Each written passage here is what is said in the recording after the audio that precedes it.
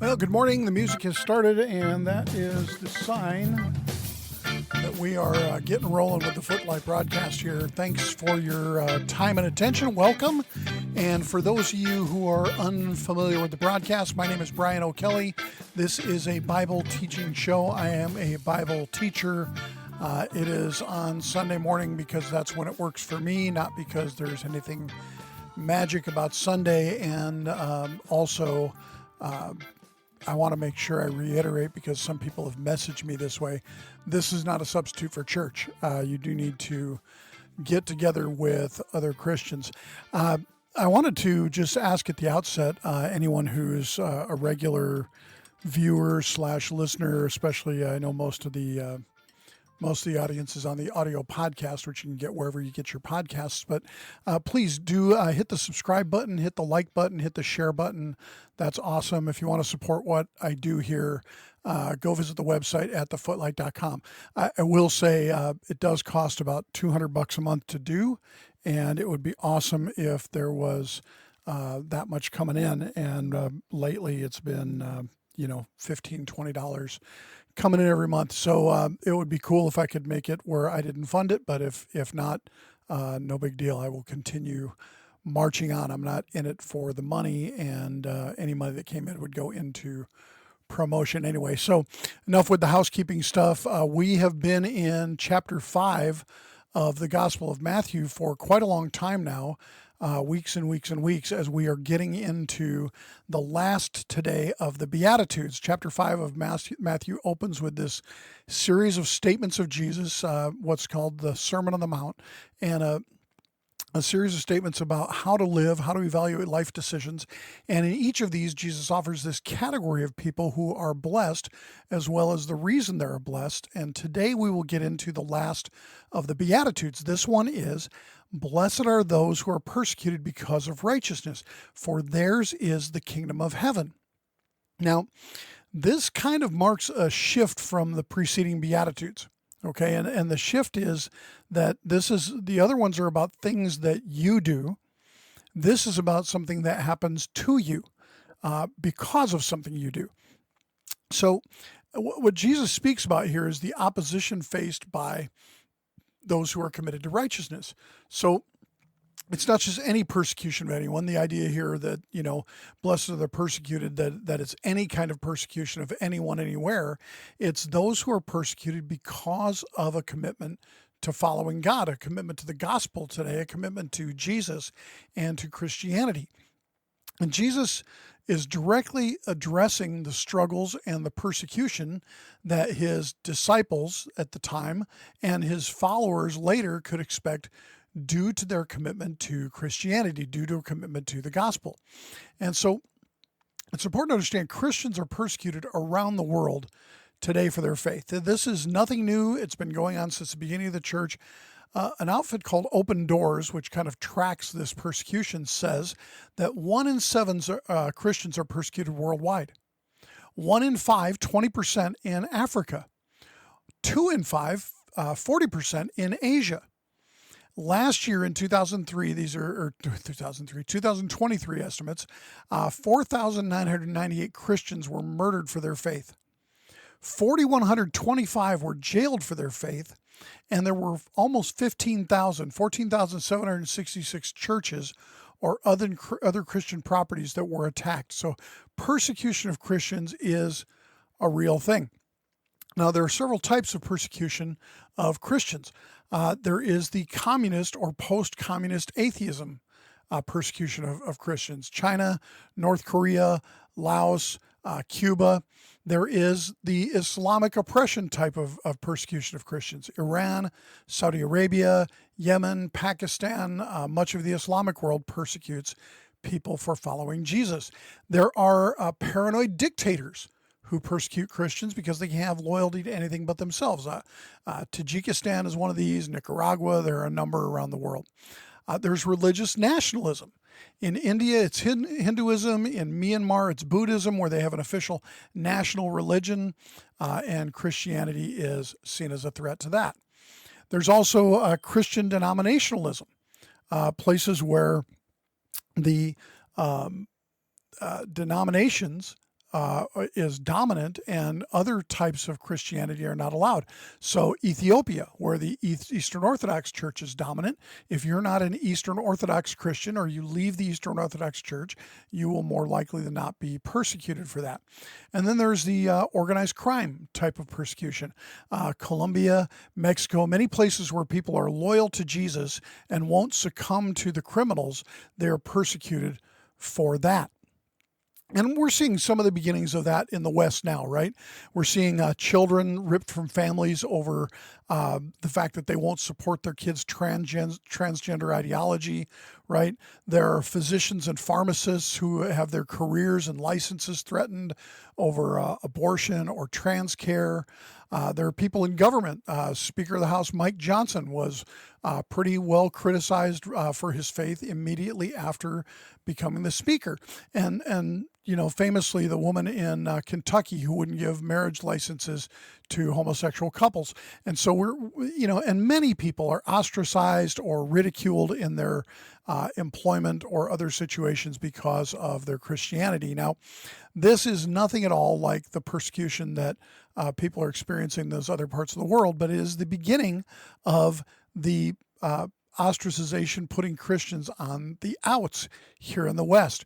Now, this beatitude about persecution kind of aligns with this broader biblical narrative that foretells of the suffering of the righteous and their eventual vindication, right?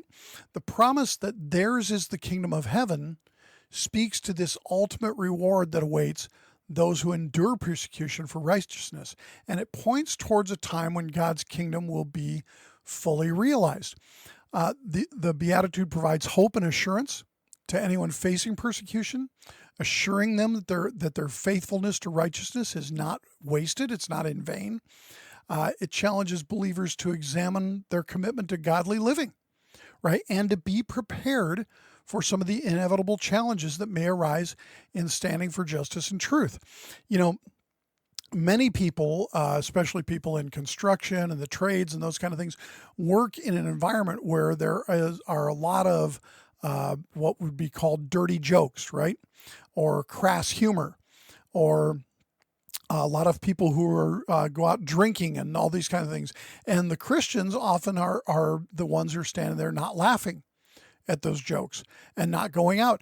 One of my oldest friends, Van, was a longshoreman, and Van told me that as a longshoreman, of course, this is an environment where there's a lot of crudity, right? A lot of the union guys, there's a lot of foul language and a lot of going out drinking and that kind of stuff. And they knew what a Christian was supposed to be. And so Van would often be challenged by them. Well, yeah, you're not gonna go with us. You're a Christian. You're not gonna think this is funny. You're a Christian. And this is kind of the way it should be. And you should be prepared for criticism and perhaps even hardship as a result of Christianity. And the Beatitude also here, it invites us as believers to consider the cost of discipleship, right? And be prepared for opposition. Now, how does this all work? Well, first of all, there is a war against the saints. We have to recognize that we are in a conflict and we are the subject of conflict. There is satanic hostility. If you look at Revelation chapter 12, verses 10 to 12, it says, "Then I heard a loud voice sing in heaven, now salvation and strength and the kingdom of our God and the power of his Christ have come, for the accuser of our brethren, who accused them before our God day and night, has been cast down. And they overcame him by the blood of the Lamb and the word of their testimony, and they did not love their lives to the death. Therefore rejoice, O heavens, and you who dwell in them. Woe to the inhabitants of the earth and the sea, for the devil has come down to you, having great wrath, because he knows he has a short time." It's important for us to recognize that we are in a war. Also, God has told us that the kingdom will be given to those who suffer for it.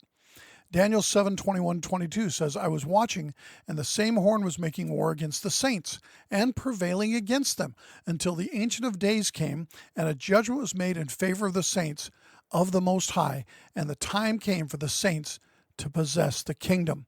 So, watching the horn, or watching, being faithful to God and relying on the Ancient of Days means that we will possess the kingdom.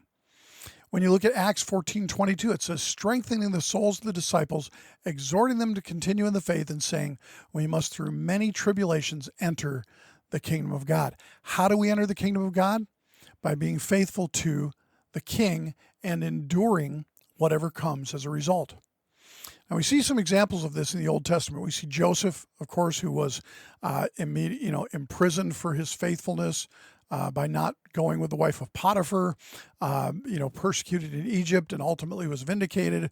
We see Daniel, who was persecuted and ultimately became the king. David ultimately became the king. Daniel was persecuted because he wouldn't follow the ways of Nebuchadnezzar, right? The Messiah, of course, Jesus, was persecuted. We see this in Isaiah 53:3. It says, he's despised and rejected by men, a man of sorrows and acquainted with grief. As we hid as it were our faces from him, he was despised, and we did not esteem him. Isaiah 53:7-8 says, he was oppressed and he was afflicted, yet he opened not his mouth. And he was led as a lamb to the slaughter, and a sheep before its shearers is silent, so he opened not his mouth. He was taken from prison and from judgment, and who will declare his generation? For he was cut off from the land of the living.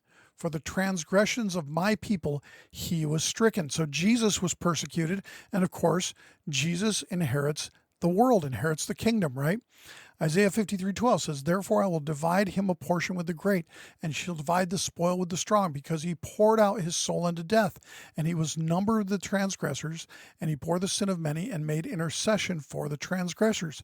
It was the persecution of Jesus that led to the possession of the kingdom by Jesus. Luke 24:25-26, Jesus said this. It says, then he said to them, O foolish ones and slow of heart to believe in all the prophets had spoken. Ought not the Christ to have suffered these things and to enter into his glory? It is suffering for the gospel that allows us to enter into the kingdom. Now, why is the world so hostile towards those who have escaped from it? Why is the world so hostile to those who are Christians? Well, John 15:19 says, if you were of the world will love its own. But because you are not of the world, but I chose you out of the world, therefore the world hates you. Christians are called to uphold righteousness, even when it leads to the world hating us, even when it leads to opposition and persecution. Now, why does the world react this way? Well, first of all, there's human rebellion against God and against his anointed, right? Psalms 2:1-3 says, why do the nations rage and the people plot a vain thing? The kings of the earth set themselves, and the rulers take counsel together against the Lord and against his anointed, saying, let us break their bonds in pieces and cast away their cords from us. Cast away their cords. What they want is to be free from the constraints of the gospel, from the constraints of a righteous life. They want to cast away those bonds. They want to be wise in their own eyes. Matthew 5:11 says, blessed are you when they revile and persecute you and say all kinds of evil against you falsely for my name's sake. Humans rebel against God. They rebel against Jesus. Blessed are you when you're persecuted for his name's sake. Now, there's also strong resentment against righteousness. Okay, when you're righteous and others aren't, they will resent you for it. And in 1 John 3, verse 11-13, it says, for this message that you heard from the beginning, that we should love one another, not as Cain, who was of the wicked one and murdered his brother. And why did he murder him? Because his works were evil and his brother's righteous. Do not marvel, my brethren, if the world hates you. In other words, if you are as able and, being righteous, obeying God, the world who doesn't obey God will hate you for it. 1 Peter 4:1-4 says, therefore, since Christ suffered for us in the flesh, arm yourselves also with the same mind. For he who has suffered in the flesh has ceased from sin, that he no longer should live the rest of his time in the flesh for the lusts of men, but for the will of God. For we have spent enough of our past lifetime in doing the will of the Gentiles, when we walked in lewdness, lusts of the Gentile, lusts, drunkenness, revelries, drinking parties, and abominable idolatries. In regard to these, they think it strange that you do not run with them in the same flood of dissipation, speaking evil of you. If you don't do what they do, if you don't go out and drink and party and cheat on your wife and tell dirty jokes and do all the things that God hates, they will speak evil of you. Now, there is persecution sometimes when you've done the wrong thing. There's no blessing for being persecuted for bad behavior. So it's not just any old persecution. It's persecution for righteousness, right? 1 Peter 4:15-16 says this, "But let none of you suffer as a murderer, a thief, an evildoer, or as a busybody in other people's matters. Yet if anyone suffers as a Christian, let him not be ashamed, but let him glorify God in this matter." So if you're suffering because of righteousness, because of your Christianity, glorify God. But if you're suffering because of your misdeeds, then you've got that coming. 1 Peter 2:19-20 says, "For this is commendable, if because of conscience toward God one endures grief, suffering wrongfully. For what credit is it if you are beaten for your faults and you take it patiently? But when you do good and suffer, if you take it patiently, this is commendable before God." So in other words, if you're patient and enduring when you've done the wrong thing and you get a speeding ticket, just as a minor example, and you say, "Well, yeah, I was speeding," and go pay your fine, this is not a commendable thing. What's commendable is when you get the speeding ticket and you didn't speed and you go and pay the fine. That's a totally different thing. When you are taking an unjust punishment patiently, this is commendable. Now, what is the Christian's proper response to persecution? What is the right thing to do when we're being persecuted? Let me grab a drink of coffee here. It's funny, before the broadcast, I made this cup of coffee. And I got busy setting a couple things up, and right as the show intro was going, I was like, "Where's that coffee?" And I had to run over and grab it. Anyway, and now it's not as warm as I'd like. But anyway, that's a little aside. So the Christian's proper response to persecution. Well, number one, flight is permitted. Matthew 10:23 says, "When they persecute you in this city, flee to another." Acts 9:23-25 says, "Now after many days were passed, the Jews plotted to kill him." This is Paul, right? "But their plot became known to Saul, and they watched the gates day and night to kill him. Then the disciples took him by night and let him down through the wall in a large basket." So there's nothing wrong with getting away from persecution. You're not commanded somehow to stand and fight. But what is not permitted, as near as I can tell, is forcible resistance. Matthew 5:39 says, "But I tell you not to resist an evil person.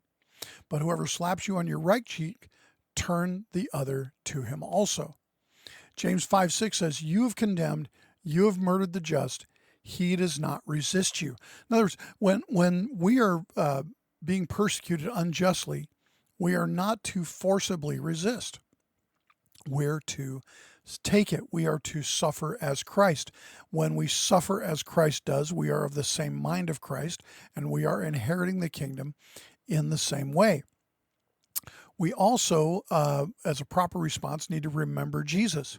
Hebrews 12:1-4 says, "Therefore we also, since we are surrounded by so great a cloud of witnesses, let us lay aside every weight and the sin which so easily ensnares us, and let us run with endurance the race that is set before us, looking unto Jesus, the author and finisher of our faith, who for the joy that was set before him endured the cross, despising the shame, and is sat down at the right hand of the throne of God. For consider him who endured such hostility from sinners against himself, lest you become wearied and discouraged in your souls. You have not yet resisted a bloodshed, striving against sin." When we are being persecuted, we are supposed to look at it the same as Jesus did. Okay? That for the joy set before us, we endure the persecution. We endure it. Lest we become weary, we have to remember Jesus, and he is who we want to be like. We are to rejoice when we're persecuted. Matthew 5:12 again says, "Rejoice and be exceedingly glad, for great is your reward in heaven, for so they persecuted the prophets who were before you." We are to rejoice when we experience persecution. We are also to rejoice because their hostility can be taken as a compliment. Acts 5:41 says, "So they departed from the presence of the council, rejoicing that they were counted worthy to suffer shame for his name." We also are to rejoice because we're given an opportunity to glorify God in this, right? 1 Peter 4:13-14 says, "But rejoice to the extent that you partake of Christ's sufferings, that when his glory is revealed, you may also be glad with exceeding joy. If you are reproached for the name of Christ, blessed are you, for the Spirit of glory and of God rests upon you. On their part he is blasphemed, but on your part he is glorified." God is glorified when we endure persecution. When we're persecuted, one of the other responses we're supposed to have is we're supposed to bless the persecutors. We're supposed to do good for them. We're supposed to pray for them. Later in this chapter that we're studying, Matthew 5, verse 44, Jesus says this, "But I say to you, love your enemies, bless those who curse you, do good to those who hate you, and pray for those who spitefully use you and persecute you." This is what we as Christians are supposed to do. Romans 12:17-21, Paul tells the church in Rome this, "Repay no one evil for evil. Have regard for good things in the sight of all men. If it is possible, as much as depends on you, live peaceably with all men. Beloved, do not avenge yourselves, but rather give place to wrath. For it is written, 'Vengeance is mine, I will repay, says the Lord.' Therefore, if your enemy is hungry, feed him. If he is thirsty, give him a drink. For in so doing you will heap coals of fire on his head. Do not be overcome by evil, but overcome evil with good." We are supposed to bless our enemies. Now, we're also supposed to pray for the ultimate vindication of God's people. Revelation chapter 6, verses 9-11 says, "When he opened the fifth seal, I saw under the altar the souls of those who had been slain for the word of God and for the testimony which they held. And they cried with a loud voice, saying, 'How long, O Lord, holy and true, until you judge and avenge our blood on those who dwell on the earth?' Then a white robe was given to each of them, and it was said to them that they should rest a little while longer until both the number of their fellow servants and their brethren who would be killed as they were was completed." The ultimate end of the story is the vindication of the persecuted, the vindication of those who believe. One other response we should have to persecution is we should increase our own resolve to press on into the kingdom. Matthew 11:12 says, "And from the days of John the Baptist until now, the kingdom of heaven suffers violence, and the violent take it by force." The kingdom suffers violence. This is nothing, to be surprised about. And there can't be a kingdom without people in the kingdom. If everybody who's persecuted leaves the kingdom, if we leave the Lord, then the other side wins, right? And we know that the kingdom wins. We are to press into the kingdom. Acts 14, verses 2 and 3 says, "But the unbelieving Jews stirred up the Gentiles and poisoned their minds against the brethren. Therefore they stayed there a long time, speaking boldly in the Lord, who was bearing witness to the word of his grace, granting signs and wonders to be done by their hands." So when the Jews stirred people up, the disciples leaned in. They had the opposite response of they didn't run away, they leaned in. And again, flight is permissible, but abandoning the mission of Jesus is not. Acts later in the same chapter, 14, 19-20 says, Then the Jews from Antioch and Iconium came there, and having persuaded the multitudes, they stoned Paul and dragged him out of the city, supposing him to be dead. However, when the disciples gathered around him, he rose up and went into the city. And the next day he departed with Barnabas to Derbe. So here they beat the crap out of him and left him outside the city. And what did Paul do? Did he run away? He got up and went back into the city. When we're persecuted, we should increase our own resolve to press on into the kingdom. So, with that, that is the exposition, I guess, of the 8th Beatitude, the last. And in summary, I'd just like to say this. When we are persecuted for our faith in the workplace, in social circles, by the government, we need to lean into it. This is, we need to not be surprised by it. We need to rejoice in it. This is how we will inherit and become the possessors of the kingdom of heaven. If you found this valuable, again, please hit the like, subscribe, share buttons, whatever platform you're on, Rumble, Getter, Twitter, Facebook, YouTube, and of course the audio podcast available on Spotify, Apple Podcasts, wherever you get your podcasts. And if you can find a way to visit the website at thefootlight.com, all the show notes are up there, as are ways to support the broadcast. Thanks again, and Lord willing, see you next week with the balance of Chapter 5.